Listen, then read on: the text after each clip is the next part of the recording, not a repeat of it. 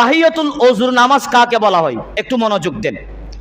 তাহিয়াতুল ওযুর নামাজ বলা হয় ওটাকে, আপনি ওযু করার সাথে সাথে যে কোনো ধরনের ইবাদত করার আগে যখন আপনি ওযু করেছেন, ওযু করা মানে ওযুর লক্ষণ, অর্থাৎ মুখে পানি দিয়েছেন, হাতে পানি দিয়েছেন, পানিগুলা হাতগুলো ভিজে থাকা, অর্থাৎ আপনি ওযু করেছেন সেটার লক্ষণ আছে। তো ওই লক্ষণ দিয়ে ওযু করার সাথে সাথে যে 2 রাকাত নফল নামাজ পড়া হয়, ওই 2 রাকাত নফল নামাজকে বলা হয় তাহিয়াতুল ওযুর নামাজ। আর একটু বড় করে বলেন, সেটাকে বলা হয় তাহিয়াতুল ওযু। আরো জোরে বলেন, তাহিয়াতুল ওযুর নামাজ বলা হয়। এই প্রসঙ্গে হযরতে আবু হুরায়রা রাদিয়াল্লাহু তাআলা আনহু থেকে হাদিস বর্ণনা, লম্বা হাদিস, আমি জাস্ট অনুবাদটুকু বলছি, আপনারা একটু মনোযোগ দিবেন। রাসূল করিম রউফুর রহিম সাল্লাল্লাহু আলাইহি ওয়াসাল্লাম হযরতে বেলালকে বলেছেন যে তুমি ইসলাম গ্রহণ করার পর তুমি কোন আমলটুকু করেছো, যেই আমল করার কারণে তুমি বেলালকে মেরাজের রাতে আমি যখন আল্লাহর সাথে দেখা করলাম আরশে আজিমের মধ্যে, জান্নাতের মধ্যে আমি নবী হাঁটার আগে তুমি বেলালের পায়ে হাঁটার কদমের জুতার আওয়াজ পেয়েছি। এটা বলছেন আমার নবীকে।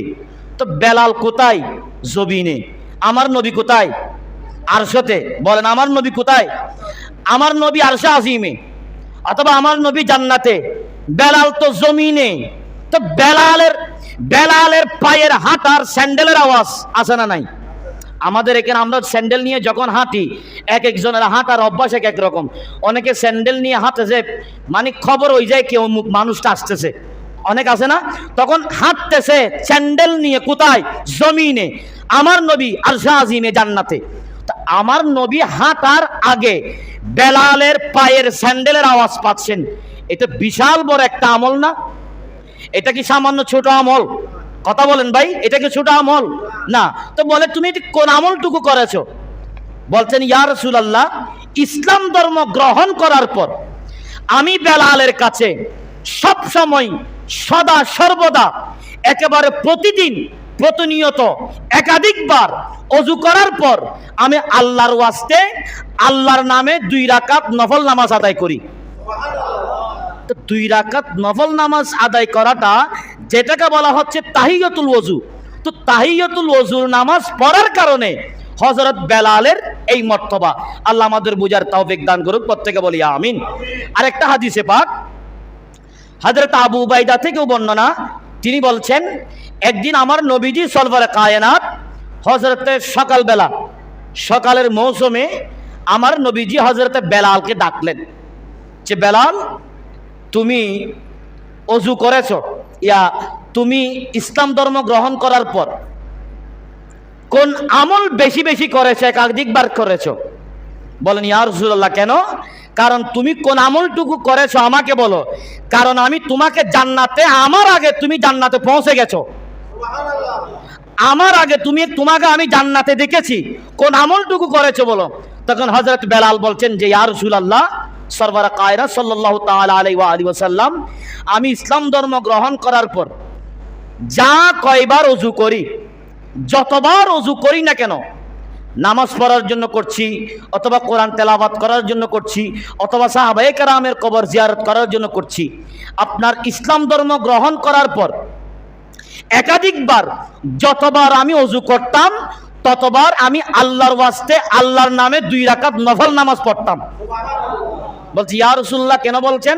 বলে তোমার ওই নামাজের কারণে আল্লাহ তোমাকে এমন একটা নিয়ামত দিয়েছে, আমি জান্নাতে তুমি বেলালকে আমি নবীর আগে হাঁটতে দেখেছি। তো নবী হাঁটছেন, নবীর সামনে হযরত বেলাল হাঁটছেন, শুধুমাত্র 2 রাকাত নফল নামাজ, 2 রাকাত তাহিয়াতুল ওযুর নামাজ পড়ার কারণে। আসলে এই নামাজটা আমাদের পড়ার দরকার আছে না নাই? আরো জোরে বলেন, আছে না নাই? অনেক সময় এগুলো শুধু আপনাদের সাধারণ, আপনারা মুসল্লি শুধু তা নয়, আমাদের অনেক আমলগুলো ব্যস্ততার কারণে ছুটে যায়। আপনি ওযু করে মসজিদের মধ্যে ঢুকলেন, ওযু করে মসজিদে ঢুকার সাথে সাথে 2 রাকাত নফল নামাজ পড়বেন, তাহিয়াতুল ওযুর নামাজ। এই নামাজ হযরত বেলাল কোনোদিন বাদ দেয় নাই। সুবহানাল্লাহ বলেন। তাহিয়াতুল ওযুর নামাজ হযরত বেলাল রাদিয়াল্লাহু তাআলা আনহু কোনোদিন বাদ দেয় নাই। আর আমরা তো হযরত বেলালের জন্য কোরবান হতে পারি, ঠিক না বেঠিক? আমরা তো হযরত বেলাল রাদিয়াল্লাহু তাআলা আনহুর জন্য তো আমরা তো কোরবান হতে পারি। হযরত বেলালের যদি এই আমল থাকে, তাহলে আমাদের এই আমলটা থাকার প্রয়োজন আছে না নাই? আরো জোরে বলেন, আছে না নাই? আছে। তাহলে আপনারা উযু কালাম করে মসজিদে ঢুকেছেন, এটা আদব। অনেক সময় ওযু ছাড়া অনেক মুসল্লিরা মসজিদের মধ্যে ঢুকতে চায় না, আছে না নাই? আছে না? বেনামাজি দেখেন মসজিদের প্রতি কেমন আদব। বেনামাজি সে অনেক গুনাহ করেছে, সে জানে, কিন্তু মসজিদের মধ্যে সে ঢুকে না। মসজিদের সামনে আসলে সে দুর্বল, মসজিদের মধ্যে ঢুকে না, ঢুকলেও ওযু কালাম করে ঢুকতে চাই। তাই আমি আমার মুসল্লিদেরকেও বলছি, আগামী থেকে অর্থাৎ আজকের পর থেকে আপনি যখন ওযু করে যখন মসজিদের মধ্যে ঢুকবেন, যে কোনো আমল করার আগে 2 রাকাত তাহিয়াতুল ওযুর নামাজ আপনি পড়বেন। আল্লাহ আমাদের বুঝার তৌফিক দান করুক, প্রত্যেকে বলি আমিন। আরো জোরে বলেন আমিন। এই নামাজটা যা পারেন শুধু 2 রাকাত নফল নামাজটা পড়বেন, যেটাকে বলা হয় তাহিয়াতুল ওযুর নামাজ। এই নামাজটা আপনারা পড়ার জন্য চেষ্টা করবেন। আল্লাহ পাক সুবহানাহু ওয়া তাআলা আমাদের বুঝার তৌফিক দান করুক, প্রত্যেকে বলি আমিন।